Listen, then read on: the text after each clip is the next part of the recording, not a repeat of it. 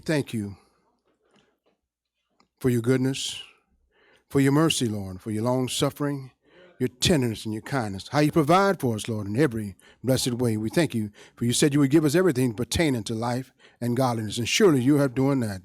We ask you to continue to help us, Lord, to walk upright before you, Lord, in this straight and narrow way. Help us, Lord. Save us, Lord. Oh, God, in these last and evil days, save us, Lord, in a mighty way. Let your will be done. Continue to bless your word to come forth through the man of God, Lord. Oh, God, each and every Wednesday, Lord, bless him in a mighty way. Continue to feed your people, for you said, I will give you pastors after my own heart, which shall feed you with knowledge and understanding. Continue to bless, Lord, Sunday school department. Oh, God, Deacon Williams, Superintendent, Deacon Gates, Assistant, Sister Marguerite, and all the Sunday school teachers in a mighty way. Remember the choir leader, directors and the musicians in a mighty way. Oh, God, we need your help, Lord. Let your will be done. Help us to walk, Lord, together in unity and in holiness, Lord, striving to walk upright. Oh, God, help us to be the example, for we have had examples before us, Lord. Help us to be the examples for those who are coming behind us in a mighty way. We ask you to bless, Lord Jesus, in a mighty way, the Sunday school in a mighty way. Bless Sister Marguerite as she comes forward with a Sunday school lesson, Almighty God. Give her direction and guidance, Lord, that someone might be helped, edified along the way.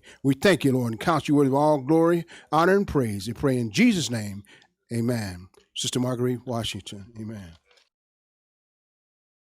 Praise the Lord and good morning to everyone. And we want to thank God for another Sunday morning, another beautiful lesson that we have.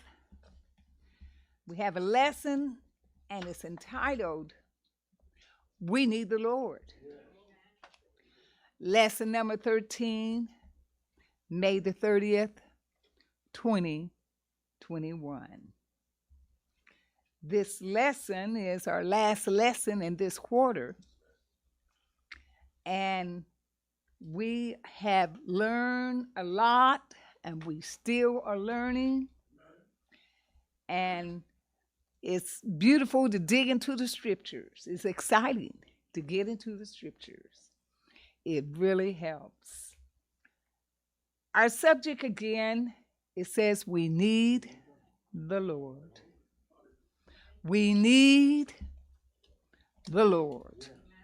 Look at that word need. That's something necessary. In fact, it's so necessary. If you don't have it, you're in bad shape. Need is something that is, like I said, you must have. You must have it. You need it. I say you must have it because when you need the Lord, if you don't have the Lord in your life, you're in bad trouble. Our focus this morning is together, we will read it. God will bless those who recognize their need of Him and pursue Him. One more time. God will bless those who recognize their need of Him and pursue Him. This lesson is going to cover a mighty lot of territory. And we pray that when we're finished, that you will have that zeal, that you will be encouraged, that you will strive a little bit harder. I know I have this week, trying to get this lesson and trying to live up to it. We must pursue God as never before. Our lesson is going to deal in another book. The book that we're going to deal with this morning is called Obadiah. It's in the Old Testament. We notice that something about Obadiah.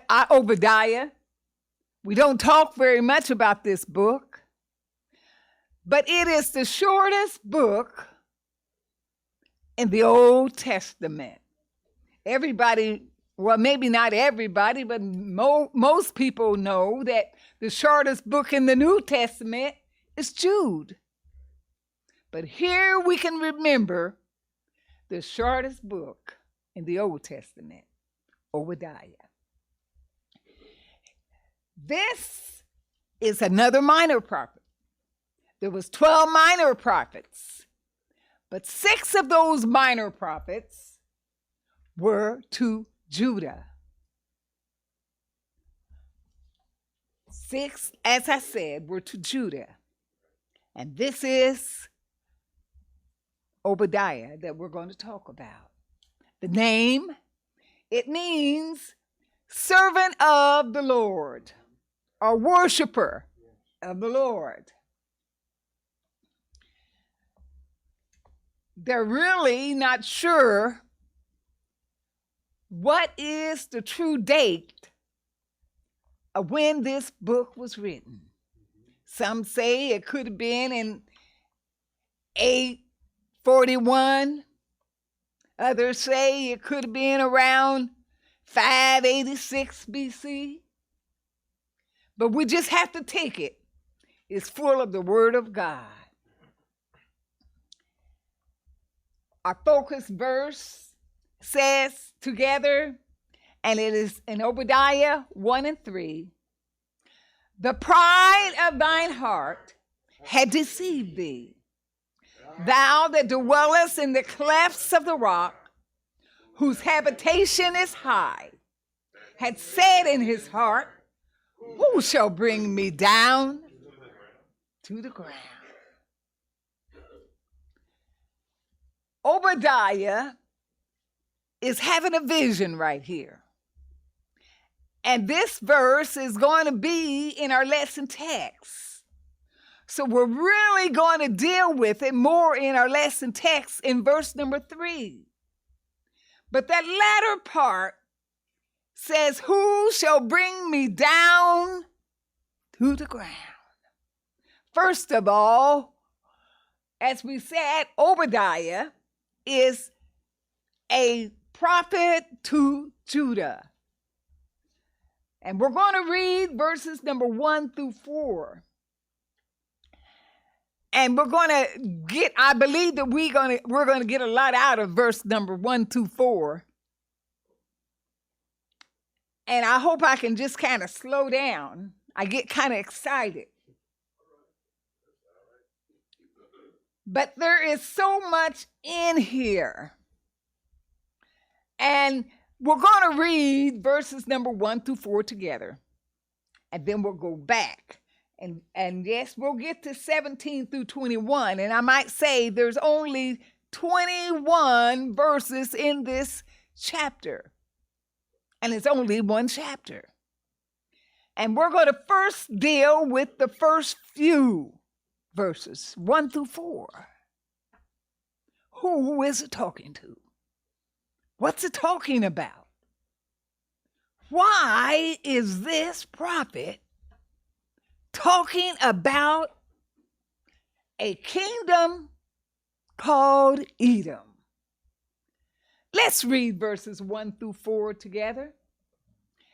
The vision of Obadiah, thus said the Lord concerning Edom. We have heard a rumor from the Lord, and an ambassador is sent among the heathen. Arise, and let us rise up against her in battle. Behold, I have made thee small among the heathen. Thou art greatly despised. The pride of thine heart had deceived thee. Thou that dwellest in the clefts of the rock, whose habitation is high. That saith in his heart, who shall bring me down to the ground? Though thou exalt thyself as an eagle, and thou shalt set thy among the stars, this thou shalt bring thee down, saith the Lord. Let's read verse number 4 again. Though thou exalt thyself as an eagle, and though thou set thy nest among the stars, thence will I bring thee down, saith the Lord. Let's go ahead and read the rest of it and we'll come back. But upon Mount Zion shall be deliverance, and there shall be holiness. And the house of Jacob shall possess their possessions. And the house of Jacob shall be a fire, and the house of Joseph a flame, and the house of Esau a stubble. And they shall kindle in them, and devour them. And there shall not be any remaining of the house of Esau, for the Lord hath spoken it. And they of the south shall possess Mount of Esau, and they of the plain of Philistines, and they shall, and the fields of Samaria and Benjamin shall possess the land. And the captivity of this host of the children of Israel shall possess of the Canaanites, even the Zarephath. And the captivity of Jerusalem, which is at Sephar, shall possess the cities of the south. And Savior shall come up from Mount Zion to judge the Mount of Esau, and the kingdom shall be the Lord. Going back to verse number 1. The vision of Obadiah. Thus said the Lord concerning Edom. Who was Edom? Right now, we're going to go to the map where we're going to see the kingdom of Edom. Going to this, we can see surround this place called Israel and Judah. We see different kingdoms that was warned in Amos, the first chapter, verse number 6 and 12, that God was going to bring them down. Today, we're going to talk about the kingdom of Edom, that God was going to bring them down. Who was the kingdom of Edom? Right now, we'll go to the book of Genesis, verse number 1 of 36, and also verse number 8 and 9. It will explain who Edom is very shortly. Verse number 1, Genesis 36 and 1. Now these are the generations of Esau, who is Edom. Verse number 8. Thus dwelt Esau in Mount Seir. Esau is Edom. These are the generations of Esau, the father of the Edomites, in Mount Seir. Okay, so now we know about the kingdom of Edom. Who was the kingdom of Edom? Who was the descendants of Esau? Okay. Anybody remember who Esau was? Esau was the brother of Jacob. And remember, Jacob's name was changed to Israel. All right. So this is Israel's brother. All right. Remember, there's a lot of things that happen. In the very beginning, there was a conflict between the two brothers. One ended up going one way, the other ended up going the other way. They came back together in the end. It seemed like it when they buried their father. But after that, they went in their separate directions. And down through the years, there was a conflict between each other.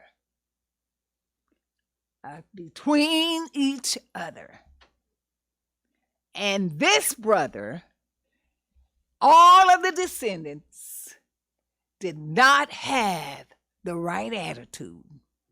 They did not do the will of the Lord. God said, I'm going to get you. You have dealt with your brother down through the years in the wrong way. This brother didn't stand beside Israel. Do you remember when Israel was going, God had called the children of Israel out of Egypt? They was traveling. It was going on down.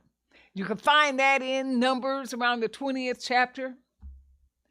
They went down, and when they got to this territory where the descendants of Esau was, Edom,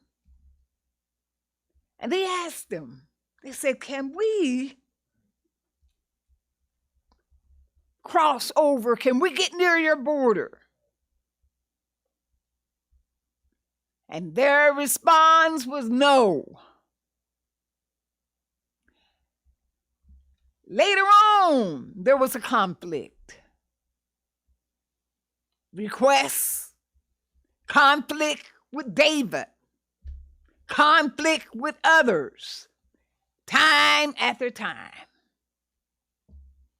In fact, sometimes when this brothers, or the descendants, had a conflict, and when Israel was in a battle with somebody, they didn't get behind him. Really, in their heart, they were saying, get him, get him, get him. Get him, get him, get him. So you know what I mean. If your brother needs your help, we should not be saying, get him. Am I right? All right, let's go just a little bit further. Verse number 1, he said, we have heard. Now, don't forget now, this is a vision. And it says, we have heard a rumor from the Lord. What's a rumor? A report. In other words, we have heard a report, and an ambassador is sent. An ambassador? Ambassador. What is an ambassador? A messenger. A messenger could be an angel. And let's look at it. An ambassador, as we know it, does not just carry a message. An ambassador, they negotiate. They are firm on their message, but they know how to deal with an individual with peace. They're not causing a ruffle. They're not causing division. They're not causing a lot of chaos. But the true messenger of God, is called to deal with it in the right way. In fact, when we go to Proverbs 11 and 30, let's read that. Proverbs 11 and 30.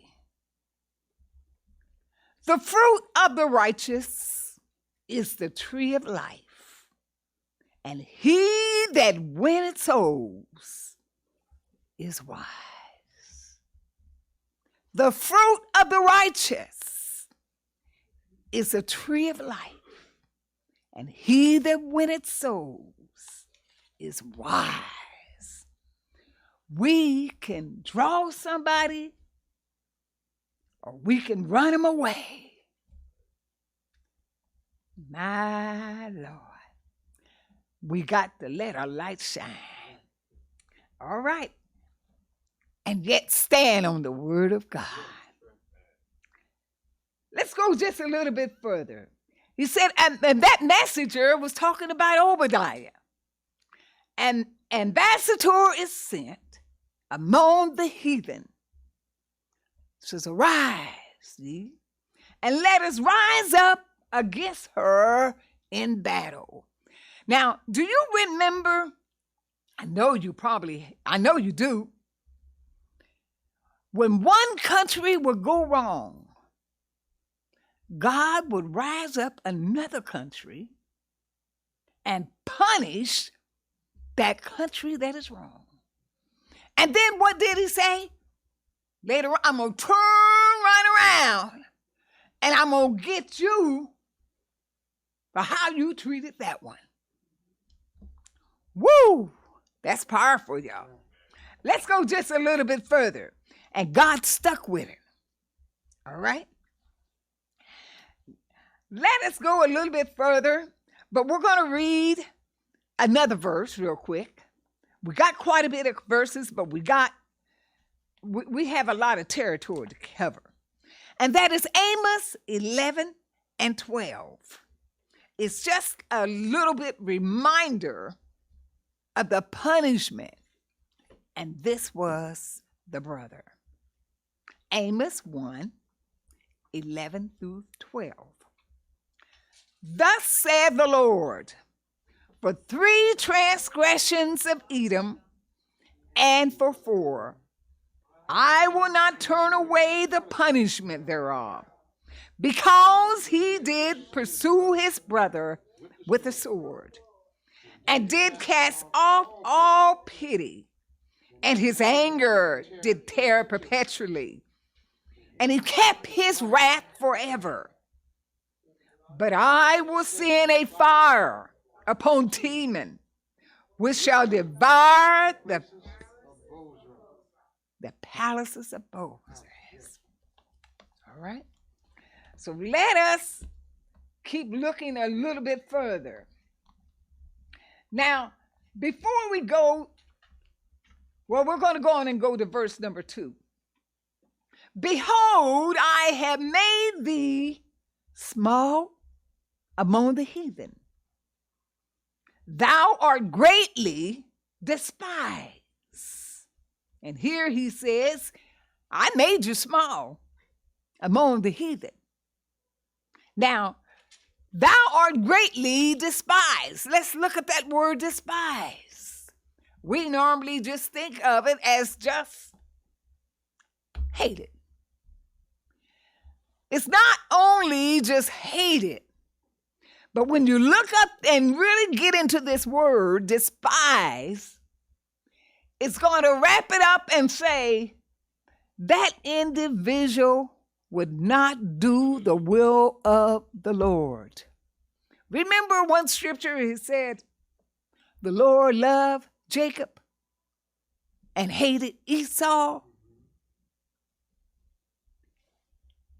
The descendants of Esau would not do the will of the Lord. That wasn't in his will. And also, Esau was a type of that natural man. And Jacob was a type of the spiritual man. I just thought I'd throw that in. Let's go just a little bit further. Oh my goodness. Look at verse number 3. Because we have just read verse number 2. And verse number 2 says, I made you small. But verse number 3, we want to see how this country felt. The pride of thine heart had deceived thee. Thou that dwellest in the clefts of the rock, whose habitation is high, had said in his heart, who shall bring me down to the ground? Verse number 3. He said, the pride of your heart had deceived you. Pride. What is pride? When you think more highly of yourself than you ought to. Pride. Pride goes before destruction, and a haughty spirit before a fall. I like the latter part of it, though. Also, it says, than to divide the spoil with the proud. He that handleth a matter wisely shall do good. And whosoever trusted in the Lord, happy is he. That's the next verse. After it says, a proud go up before destruction. And then it talks about that humble spirit. I left out verse number 19. It said, better is he be of an humble spirit with the lowly. All right, let's go just a little bit further. So here they had pride in their heart. And their dwelling place was in a mountain. If you look up it, he says, thou dwellest in the clefts of the rock. There's a reason. Edom was a neighboring enemy kingdom of Judah. And as we look at it, as we look at Edom in our picture, we're going to see that they're surrounded in the mountains. In fact, it sits right in the mountain. It's like it's surrounded. You'll be able to see it. The mountain, it went to about 5,700 feet high. They felt secure. They felt like they was pretty big. They felt lifted up and high-minded. And here the verse says, thine heart had deceived thee. They felt like as long as they was in the clefts of the rocks, as long as they was in the clefts of the mountain, nobody was going to bother them. Israel wasn't going to be their task. The kingdom of Edom was a territory to the southeast of Israel and Judah. And you're going to be able to see that. And the thing about it is, the capital of Edom was Petra. Now, Petra. Do you remember in the New Testament, there was a man by the name of Peter. And do you remember what that name meant? Stone. And this territory was also called Petra, the rock, the stone in Jordan. It's a lot in here, y'all. Now, I got kind of excited when I started thinking about the clefts of the rock. See, they felt like it was a false security. People use all kinds of things for security. They think. If somebody has $1 million home, they might feel like they're pretty secure. They may feel like, well, the little people, they've got troubles. But I've got it all in control. But God could send a fire and it could come on down. God can send whatever he wants and it's coming on down. God can send a nation and it's coming on down. But here he said, your heart has deceived you. And that's what the enemy is trying to do, has been doing down through the ages of time, deceiving an individual with pride. Remember the devil? Remember Lucifer? I.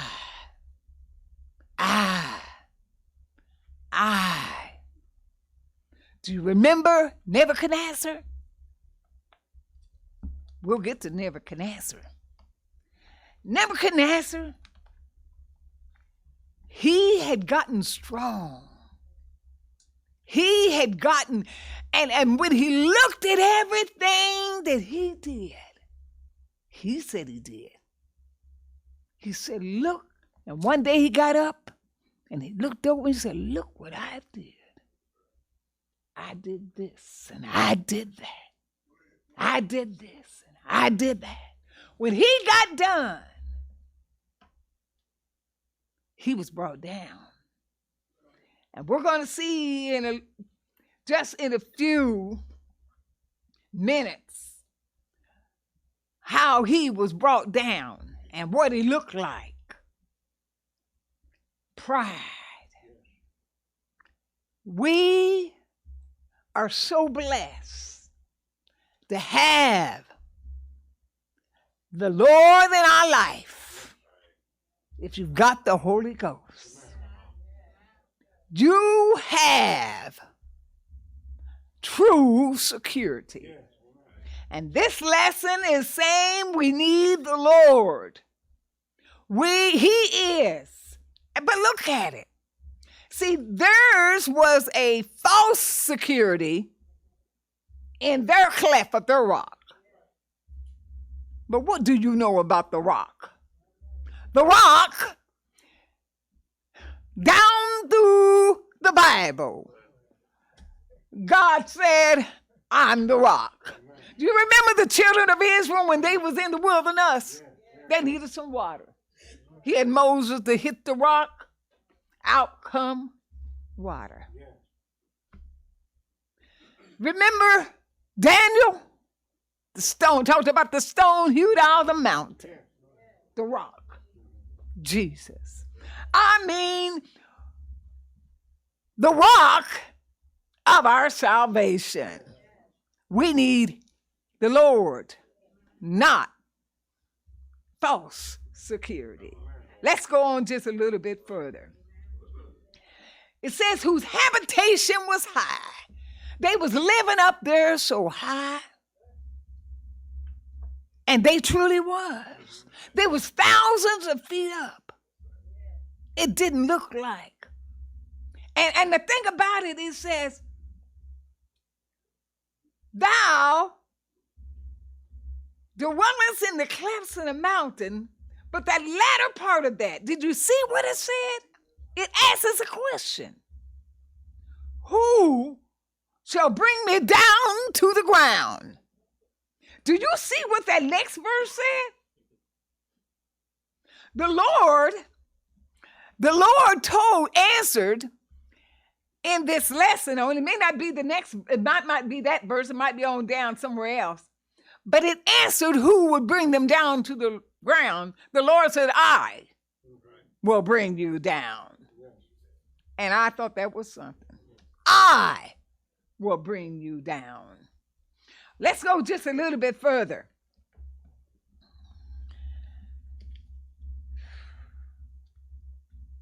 I mean, we could have went to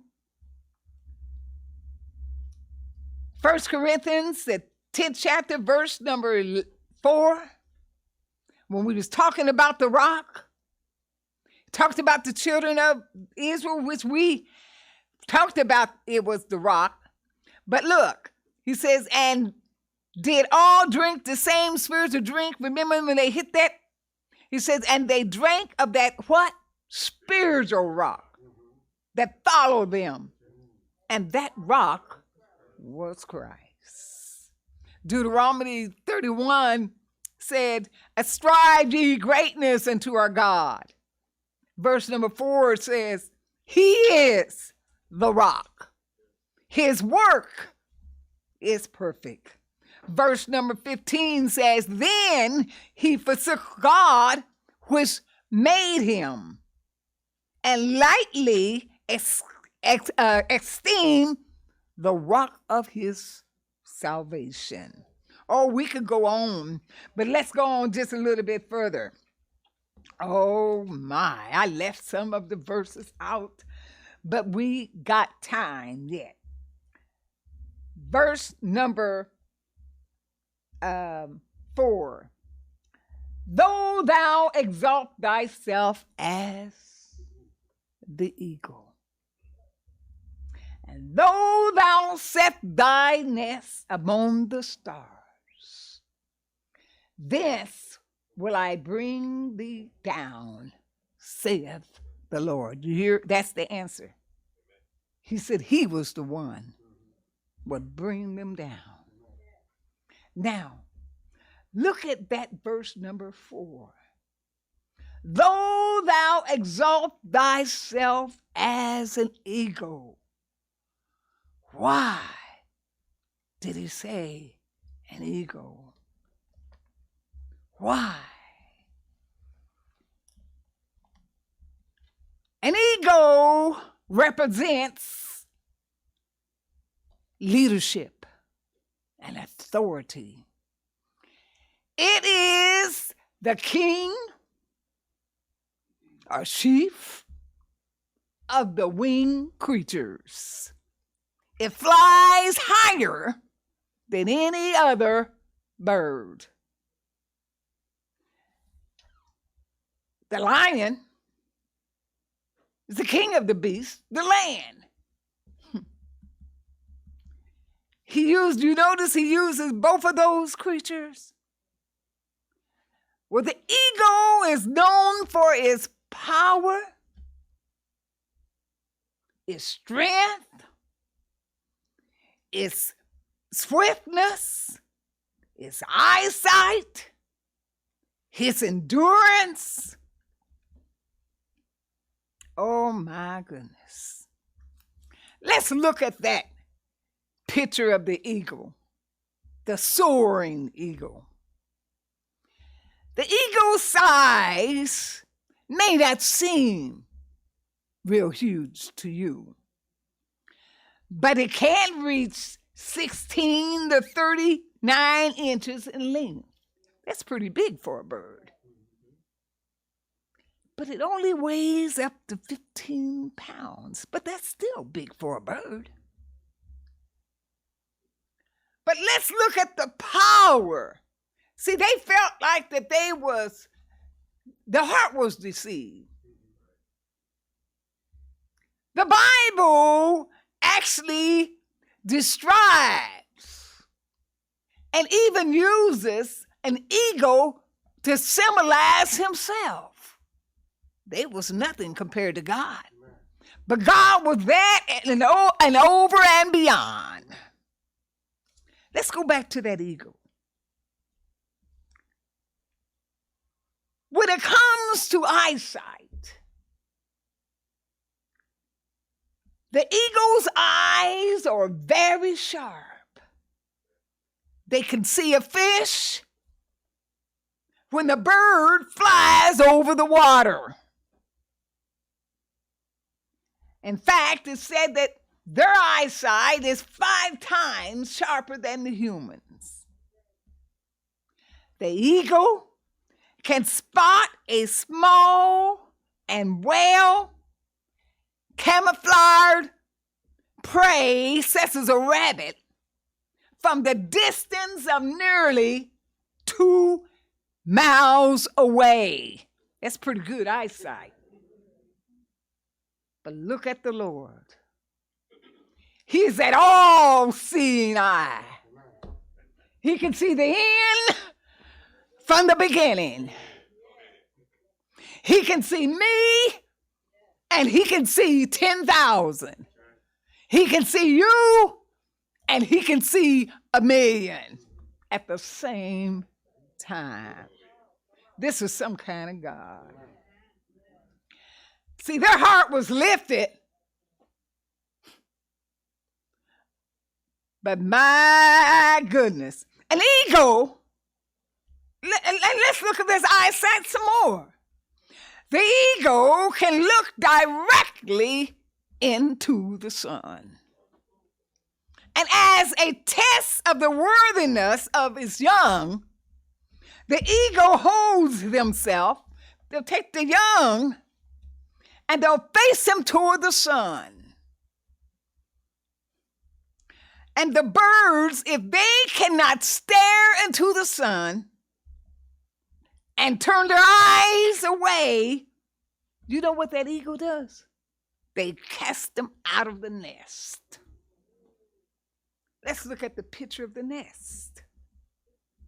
My Lord. Now, being high and a bird that flies high, and see, they felt like, did you see this? You said, why did she bring all this in? See, it says, though they exalt themselves as an eagle, and though they set thy nest, that's their home, you know, above the star, among the stars. Well, the nest of an eagle, they're located up to 80 to 100 feet in the air of different eagles. Many times they're located in the clefts of the rock. There's our rock again, y'all. And in the trees. Nests, actually, they have found them to be as large as a size of a car. The average weighing up to 2,000 pounds. My Lord, y'all, we got some territory to cover. But see, I can say of the Lord, He is my refuge. He is my fortress. See, their false security was their fortress. But you want Christ to be your fortress. You want God to be your refuge. You want to trust in God and not this stuff. Surely he shall deliver thee from the snare of the fowler and from the noiseless pestilence. He shall cover thee with his what? Feathers. And under his wings shalt thou trust. His truth shall be thy shield and buckler. Do you see how he uses the terms as if just as an eagle, God is? My Lord. Y'all, I could go on with this eagle. The dwelling place. In fact, let's talk a little bit about this nest. The largest golden eagle's nest was 5 to 6 feet wide, which you will be able to see, and 2 feet high. It closed a bow about 3 feet to 2 feet tall. The largest golden bird on record nest is about 20 feet tall, 8.5 feet wide. A nest. A nest. That's pretty powerful, y'all.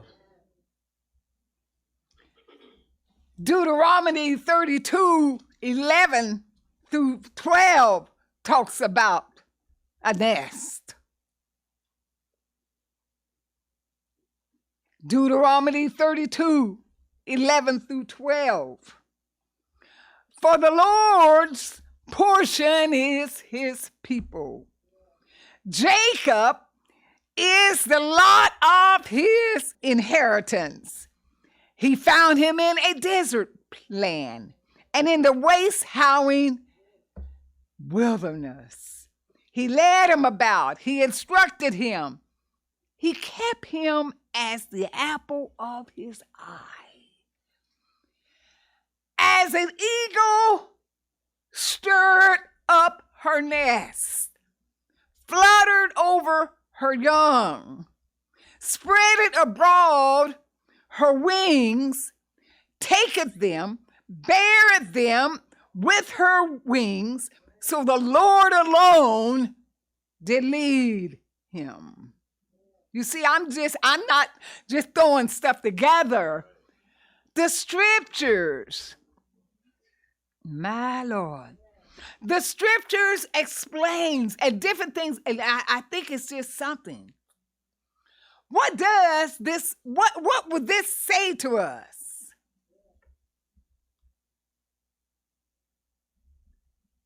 An eagle stirred up her nest. Remember how big I said that nest is? You can have that nest and you'll be able to see where the little ones are in that nest. But the big eagle, sometimes you might get a little bit too comfortable in life. Oh, everything is just nice, calm. When the eagle makes this his nest, and the adult eagles are the ones that did it. When you did your research on it, it let you know that they put all kinds of stuff in this eagle's nest, and sticks, and just all kinds of stuff. They even use sharp stuff, and all kinds, but they put it more in the bottom. The hard stuff, the rough stuff, and all kinds of parts of trees. And then as they begin to build it, then they put sulfur stuff on top. Wonder why. They kind of put and so the little ones, when they had the eggs in there, and the little ones, after they was in there a while and they got all comfortable, just like you running this race, everything is fine. Everything is fine. You get too comfortable. You get too comfortable. And every now and then, God's got whenever that eagle felt like it's time for you to grow up some, it's time for you to go through something. You know what I mean? It's time for you to have some persecution.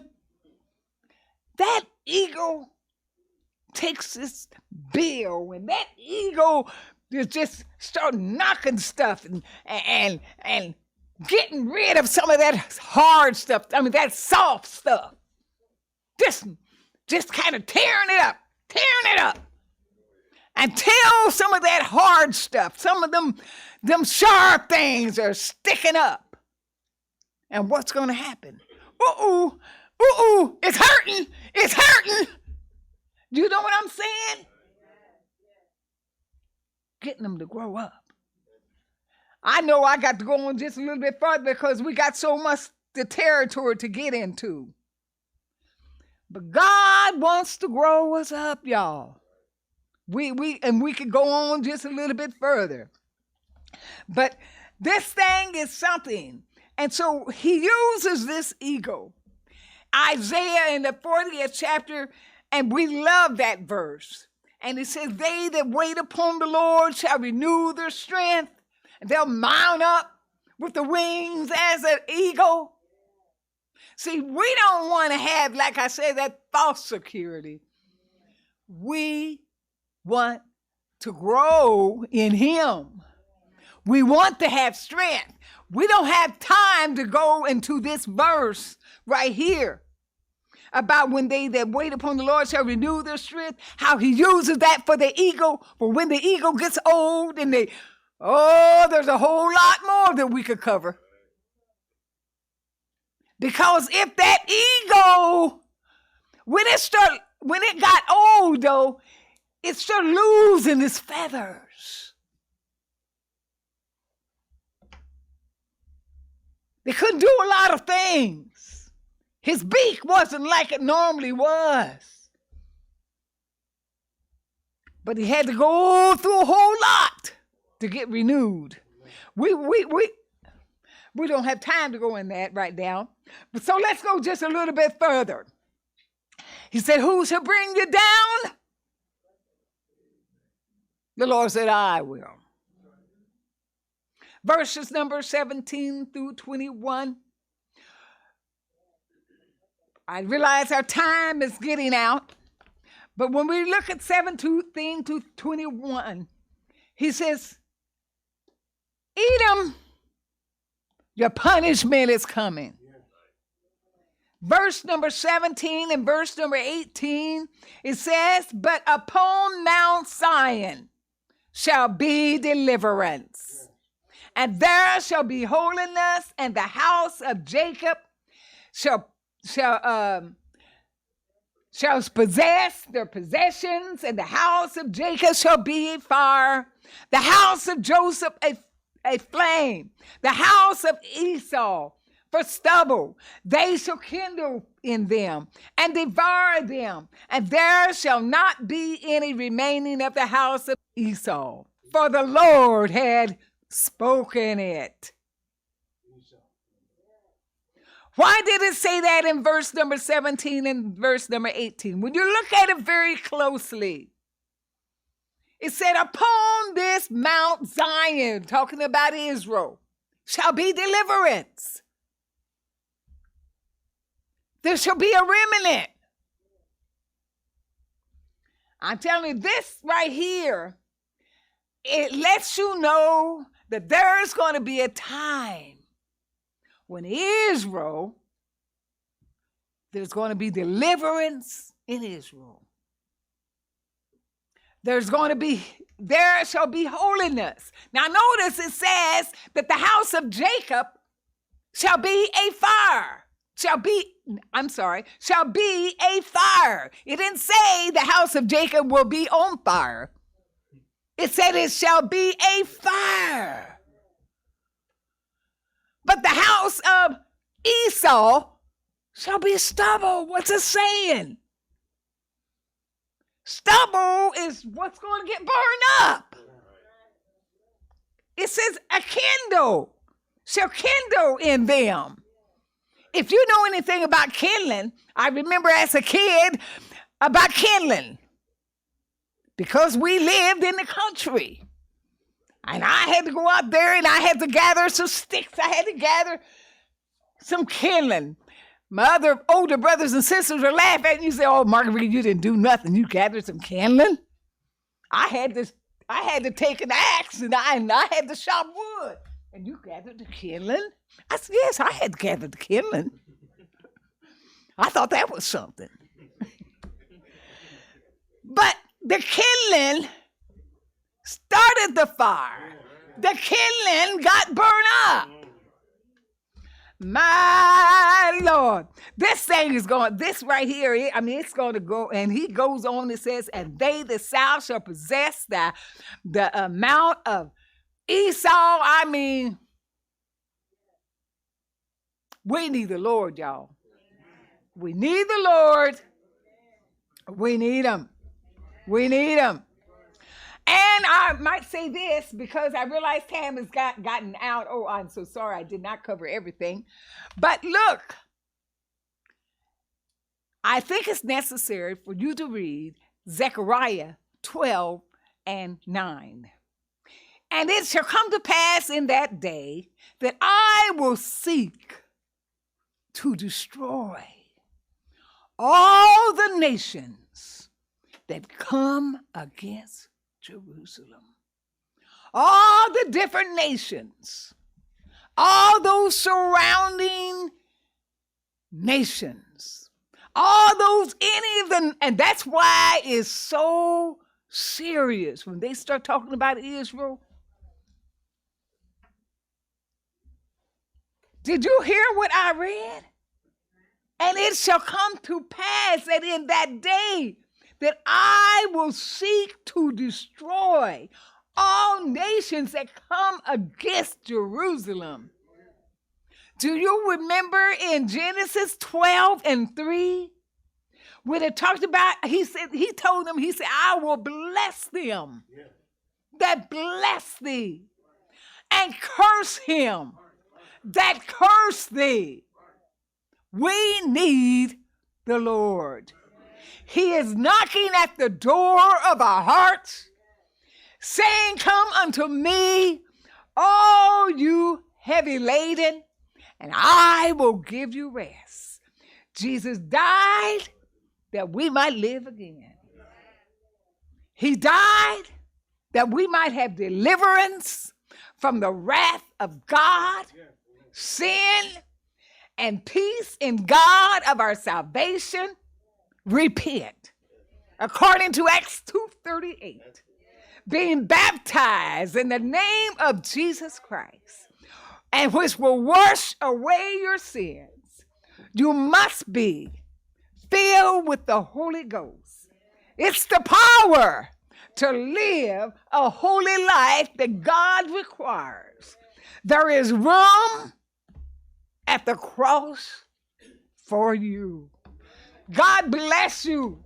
There's so much more that we could have covered, but he is an awesome God. We need him. Seek him.